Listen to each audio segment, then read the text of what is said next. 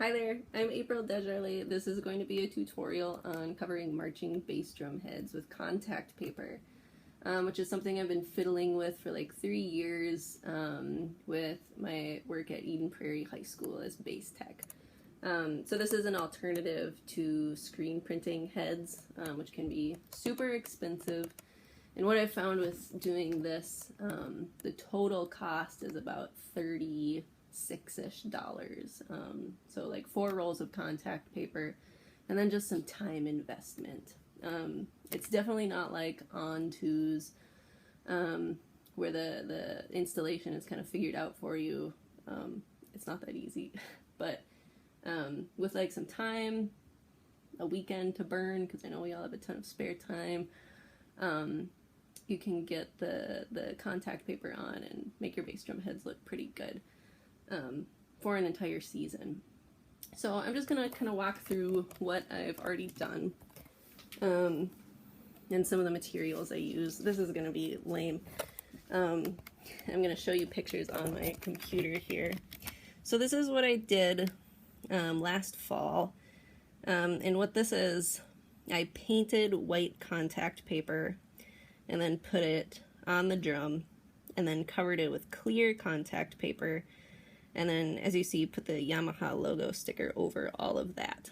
And then the good thing about using white contact paper is when you put it on the bass drum head, you can kind of see, when you put the white paper over the actual bass drum head, you can see the Evans logo through that paper. And what I did, I just traced it before I actually stuck it on the head, and then just cut out the oval and lined it up, which was kind of a pain in the rear, but it worked out. So that was last fall. Here's kind of another picture of that. Sorry, it's a little dark. Those are the top bases there. And then last winter, our show was a woods show. So luckily they just sell like wood grain contact paper, and then our drum slips were wood grain also, because our show was a wood show. It's kind of hard to see, it's a little dark, but these were just plain wood grain heads to kind of blend in with our floor, but they ended up looking pretty smooth. And then the winter before that, you can kind of see back here, I got some black paper and did some swirlies for a kind of hypnotism show. So that's what I've done in the past. Let's see. So I think I'm just going to kind of walk through my process. I'll walk you through the materials, and then I'll figure out some questions. Okay, so I have a bass drum here. I'm going to set up the iPad. There we go. There we go. Okay, well actually, so here's the first material, Contact brand contact paper. So whatever they sell, here, so you can see my face. So they sell a lot of contact paper. I found white, black, like they sell chalkboard contact paper, but it was just plain black. So I used that. And then they also sell like fake marble stuff a lot. Oh, you can see my cat there in the frame. They also sell fake marble stuff that I've also used for like a sand desert show. So any of that. And what I used last fall, I used white contact paper and then painted on it with acrylic paint. So I cut out the contact paper and then painted on it and then stuck it on the bass drum heads. You could, however, stick the contact paper on first and then paint it, I guess, if you wanted. It was just a little easier for me to cut out the paper and then paint it at home instead of having like 5 drums in my small living room. At Eden Prairie we use Evans MX1s, so white 1-ply heads. And what I found, the paper here, it's super thin. So 2 layers of it, which ends up being on each drum, like 1 layer of whatever color you have and then a clear layer. It's less than a ply, you know what I mean? So the tuning of it and it doesn't really affect the head much whatsoever. You know, it's like a layer of ink pretty much on a screen printed head. So I haven't found that it affects tuning much. we haven't used it on a 2-ply head. So if anything, it'll just muffle it like a tiny bit, depending on, I don't know what tuning you use. We just use like air conditioner foam. But do we? I don't know. But anyway, it doesn't really affect the tuning of the head that much. I would not recommend doing this, taking the head off and then putting it back on, because the paper might get kind of janked up a little bit. So once it's on, I would say leave it on until you do a head change and you can actually take off the paper. The paper itself, it's really nice. It's like a vinyl plastic, so it's not really paper per se. But you can stick it on. It's like that stuff that your mom puts in silverware drawers. So you stick it on, and then you can take it off and it doesn't leave any sort of residue. Like, you don't have to use Goo Gone to take it off, or like take any residue off once you actually peel the paper off. So that's really nice if you need to leave heads on all year, or anything like that. Let's see here. We've gotten some good comments. Like, our heads at Eat and Pray have been on for over a year, so you'd think they'd sound pretty terrible, and especially when they've been taken off like a couple times and put back on, and gone through like 2 rotations of contact paper, 3 I guess, with those hypnotist swirlies. But they've sound good. They've gotten good comments from judges and instructors and everything, so that's been pretty good to hear. And I'm like, joke's on you, you don't know our heads are a year old and covered with contact paper. So it's been a fun decision to kind of pursue, and I've had kind of fun doing it. So it's kind of fun if you're into painting, or you know, thinking of designs or anything like that. It can be kind of fun. Okay, so now I'll actually walk you through the process of what I do. Let's see here. So I have some, here's just a, what, 16? Yeah, 16-inch base drum head. I think the rolls of, maybe it's 18. I don't know, a small bass drum head. I think the rolls of contact paper are 18 inches wide. So what I do, I kind of roll the contact paper out, and then I trace it. So kind of like this, I'll just trace the circumference of the head. And what I've also done, I've traced a head onto like a really big old bed sheet and made like mock bass drum heads, so that I can just like carry those scraps of bass drum head shaped fabric around and like be able to do it anywhere without, you know, carrying bass drum heads or bass drums around. But whatever is easiest for you. You can be creative. Okay, so kind of hold this here. So what I'll do, you can see it kind of laid out. I always keep the contact paper like face up. There's the layer of, you know, whatever print the contact paper is, and then it has a backing. So I always have the backing up. So with these smaller bass drum heads, they fit on, you know, the width of the paper. So you just trace, you know, around it, and then you cut that out. I've found as I cut, you know, the circles of paper, it helps to like label it, you know, like size 18, 20, whatever, so it doesn't get mixed up. Okay, so here we have, I already cut it out before I did this video. So here's, you know, your first thing, the cutout circle of paper. Set this up here. What you do, you'll peel off the backing. Hello. This is a little tricky, like kind of an annoying part, because it's hard to peel like a backing off of a circle. But once you get it, there you go. And then this is super nitpicky, but you see how it kind of like points there if you pull it? That like messes up the paper quite a bit. So as much as you can, try to like make sure it peels off flat and that there's no points happening on the sheet. So just like a smooth peel. It can be helpful to have someone helping you, or using your leg. like that. Cool. Okay. So that wasn't like the smoothest, but you can see the paper, it looks pretty okay. And then in these small drums, it's pretty low risk. And you can be a little, you know, you don't have to treat this like gold or whatever, because it'll be fine. So I just kind of lay it over the rim and then kind of let it like gently flop down in the middle. And then from there, just kind of like quickly smoothing it out, because if you go slow, then there's going to be even more bubbles. You can kind of see those bubbles happening right here. And if a huge one happens, you can always just re-peel the paper and then try again. Cool. And there's always going to be some bubbles, because like dirt or hair or anything is going to get stuck in there. But what helps those out is a safety pin. I don't have one on me, but you can just take a safety pin and like just a real quick small jab at those bubbles and then smoothing out the air, and that gets rid of them. Yeah, I don't have one.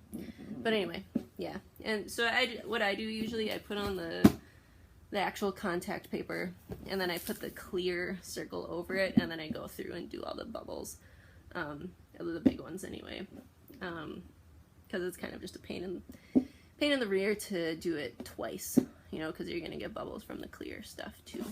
So there's the top base, and with these edges, you can kind of see the frilly edges. If there's too much, you can just kind of go around and cut it off with a scissors.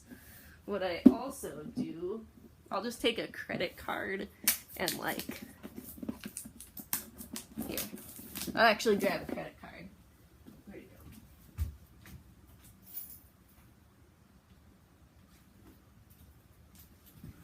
There we go. Cool, so you can just shove it kind of like down in there. There we go. And then you can see that kind of like disappears a little bit. But if there's just too much, usually you can get a lot of it to disappear, but if there's just too much around the edges, you can always trim it. Okay, so that's the top base. Or at least the base drums that fit on the width of the contact paper, which are the easiest, because once you get to the bigger bass drum heads, kind of hold it over here. So here's what? Is this a 24? I don't know. Yeah, that looks bigger. But anyway, what I'll do is, so you can obviously see that it goes over, hang on, oh god, wait. Ugh. Why can't it? There we go, okay. You can see that it goes over the paper edge. So what I will do, I'll line up the head like this, and then what you do is, what I've done is you trace that kind of half moon shape, and then you do that, and you cut that out, you cut that shape out, and you have to make more paper space here, and then you'd flip the head over. Well, okay, so what we just did, pretend whatever we just did is do this. So you cut that shape out, and then you do is flip the head over, and I would like mark where the edges of the paper had been, and then cut out the other side of the head. So technically you're cutting out, you know, something that will go across the head. And I always use like the machine cut edge of the paper to meet in the middle, because if you do any of it, like, you know what I mean, like if you cut a flat edge yourself and try to line it up in the center of the head, then it's not going to be like perfect. So and that's kind of part of it that makes it, that's like the nitpicky part, that's pretty hard to make look good, is just lining that up. So I'll try to show that part on this top base. I already cut out like two, basically just split, there's my Visa card, like two split in half sections of this, so I'll show you just how I line it up. Yeah. Okay. And I can show you how to rip this off. Cool, so when you rip it off, it's just like that. And there's nothing like sticky left on the head, which is pretty awesome. I did find after leaving those like the heads where they were like dripping with red, so they were covered with clear paper. I did find that after like those spent about 3 months outside, and I found that after like trying to take them off, right where the kids' mallets were hitting, that's where the paper was a little tricky to take off, and it was kind of like, it wasn't like shredded, but there were like cracks in it. It weren't super visible, you know, like 5 feet away, but if you're up close, you're like, oh. But it didn't like ruin the design or anything, luckily. So that's just what happened. And then after leaving this year's wood grain on, there was a little bit of that, but since it was indoors, it wasn't a super big deal for some reason. So I guess the sun and elements and stuff kind of caused it to stick a little bit more where the mallet impact is, but it wasn't too bad.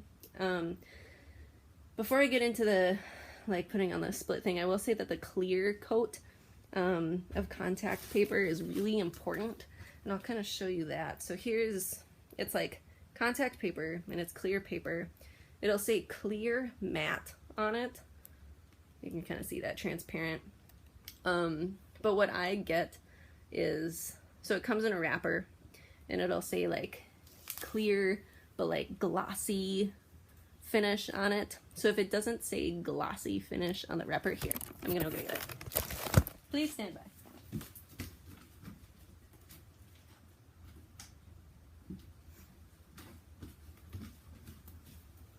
Okay, cool.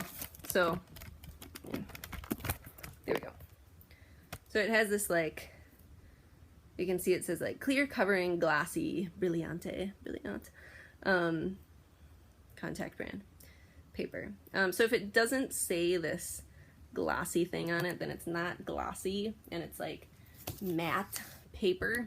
And I've always used the glossy stuff because it looks the best. It looks most like a screen printed head. But I have accidentally bought that stupid matte stuff like 3 times.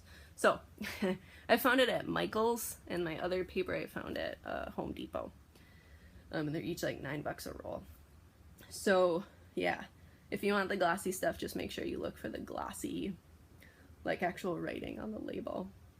And you can look that up on Michael's website, like type in glossy contact paper, and see where it's stocked. Okay, now I'll show you the like split stuff. Okay, so here we have our, the half moon. Cool, so I'll put that on. And when I cut these, I like to make the round part, like if anything, too big. So when you're lining it up on the head, and then you line up the stuff over here, like if anything you want too much, because it's really annoying when you do it, and then, there's that. And you're like, oh God, that sucks, because these things have to line up in the middle. Like you can't spread it out.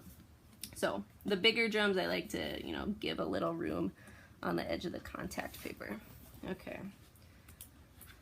There we go. And I'll just slap this down here. There's a little bubble. There we go. There we go. And I like to go like from the center out. Okay. So you can see that wasn't like the greatest application. You can see there's some like white over here, and then like a lot extra over here. So then another nitpicky part is just kind of centering everything before you smooth it down, to make sure it's covering the whole head. Do the other half here, and I'll rotate this. There we go.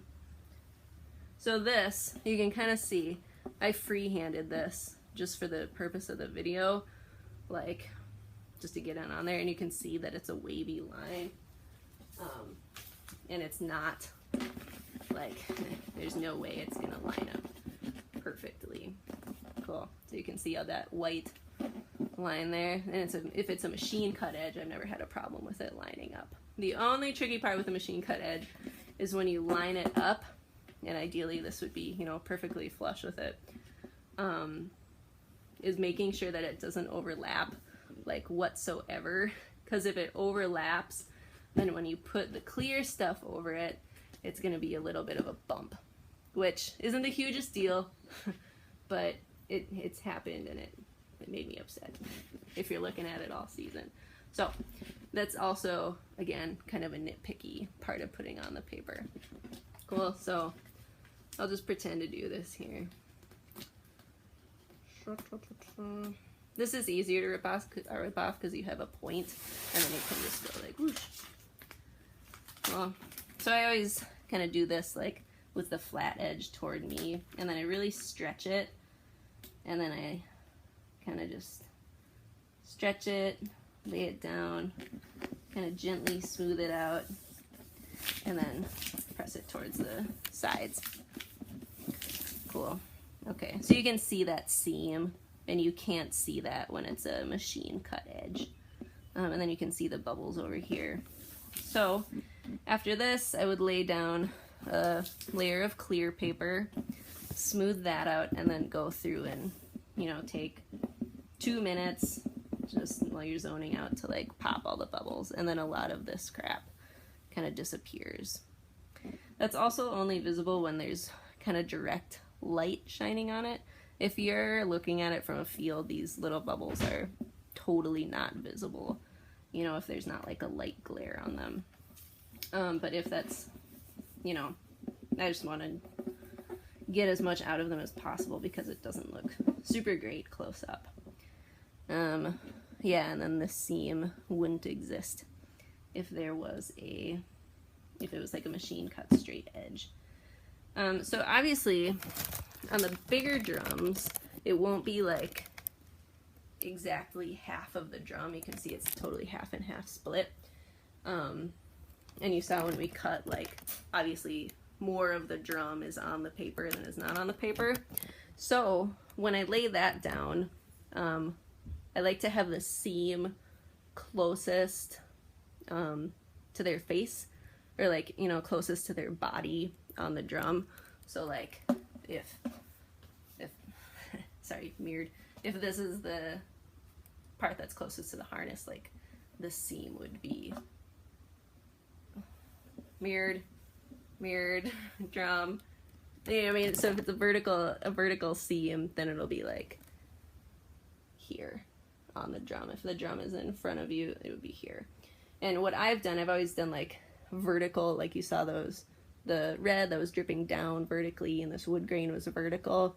I've made the seam so it's also vertical and just a little bit harder to, you know, detect any paper seam on the drum. Let's see. I think that's pretty much it. So, oh yeah, I'll talk a little bit about that. So on this other, the heads that had the red dripping down it, when you put on the white contact paper, again, you could like see the Evans logo through that paper. So with the backing on, I just kind of laid it down, made sure it, you know, was perfectly lined up how I wanted it, traced the Evans logo, cut out that oval shaped hole, and then like really gingerly laid down the paper once that hole was cut out, like took off the backing with the hole cut out, and then really carefully laid it down so it fit over the logo, and then smoothed it out. And that's definitely trickier than just like smoothing a big piece of paper out. So, you know, however much work and your time you really want to put into it, you can, you know, eat away at details however you want. So the painting stuff, I just used acrylic paint on white regular contact paper, and then the paint dries super quick, and then I put the clear layer over it. Again, the clear layer is very essential. The first year I did this, we had like a fake marble contact paper, and I just put it on. I didn't know anything, and then we went out to WGI and it started raining, and then the like yellow brownish spots on the contact paper because we were doing a desert show. So we wanted it to blend in with like the tan. It kind of started bleeding and it looked like poop smeared across the drum. So that was annoying. And then the year I continued to not learn from that lesson, and the black swirly year, that was just black contact paper. And I was like, oh, I don't need clear paper because like I water tested it, the ink didn't smear, it was like black vinyl paper. So I thought it was fine, but then the mallets, like particularly on the bottom two drums for some reason, the mallets like swiped black from it. So there's some like black marks, not super big, but black marks like that got on the head from that paper. So maybe I need to teach them to have a straighter mallet stroke. But anyway, so yeah, that clear paper, the clear, transparent, glossy paper is definitely a must, regardless if you paint or buy already printed paper. And what I did with the painting stuff, I just like sketched it out and then painted each head. If you're like savvy with printing or, you know, doing anything like that, you could maybe print it, but that would, I don't know how you do that with contact paper. And that would also up the cost quite a bit. So you can find a lot of like, there's this wood grain contact paper, there's some like custom stuff, but that gets a little pricier, or white or black if you want to paint, you know, whatever you want to do. So feel free to get in touch with me if you have any questions about this at all. I'll leave my email down in the I don't know, I've never made a YouTube video before, down in the, you know, description. Okay. Thanks so much. Yeah, let me know if you have any questions. Thanks.